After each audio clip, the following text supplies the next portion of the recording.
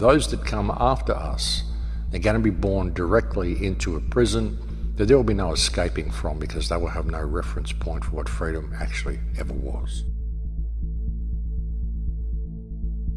I'm going to show you this BBC article and just run through it with you. Have a look at this, it's pretty interesting.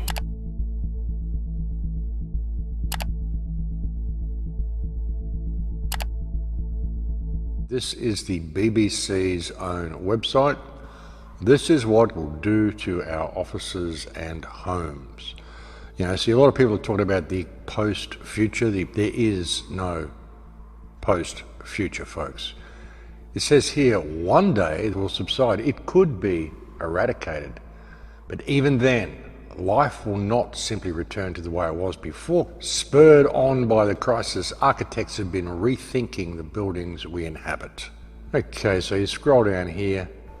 Meet Layla. Layla is of indeterminate race and age. It's 2025 and she works from home 4 days a week. It's been that way since the 2020 lockdown.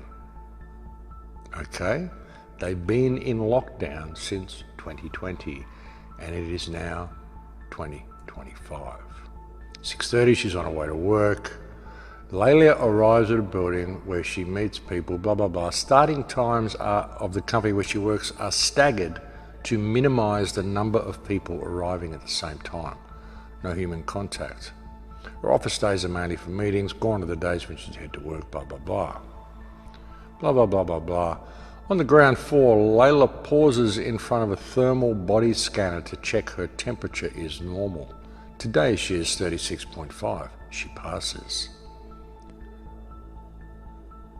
A camera used for facial recognition identifies her as a staff member. A security barrier opens. At no point does she touch anything. Layla is on a contactless pathway. The lift to her office on the 4th floor is voice activated. Touchless technology has replaced grubby buttons. The maximum occupancy is 2. Voice acted elevators, folks. If you get locked out through social crediting, once it's all biometric and it's all run like this and it's all touchless, they know everything about you and everything you do and everything you say and everything you think. If you get locked out of the system due to being down on social credit points, your elevator won't even work in your building because it will be voice activated and your voice will be recognised by the elevator as one who does not have access. Soon you'll have voice activated doorways. The smart locks they want to put on your home, soon these will not be digital keypads. Soon these will be biometric, they will be voice activated. And if you're down on credit points, they simply won't open for you. On the 4th floor, she walks down the corridor through the door. Both are wider than before to keep staff further apart and reduce the chances of being transmitted. Of course, that's what they say. No, it's just to keep you further apart.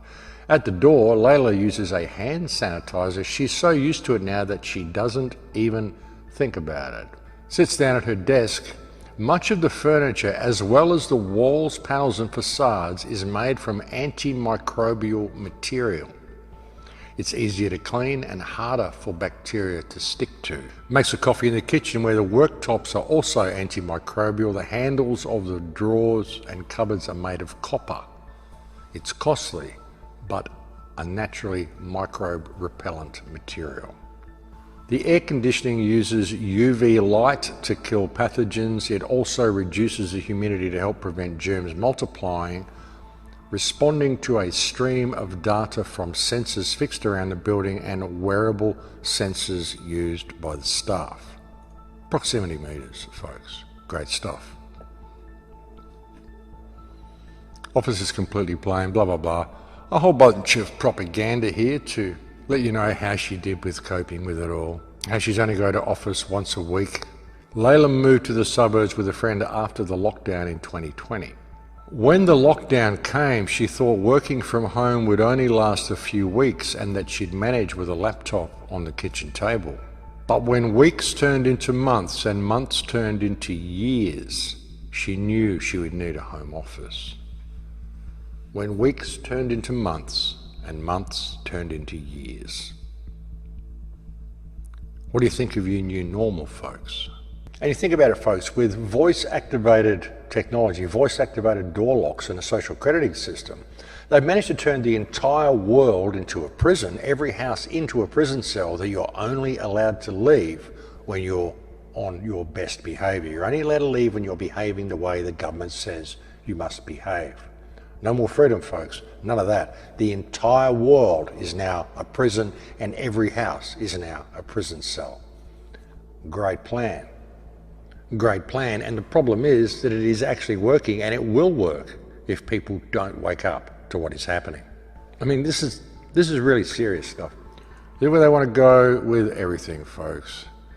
Total isolation, you working from home, no contact with anybody else, totally contactless work, no touching anything, no touching other people. It's been quite a change for Layla and millions like her.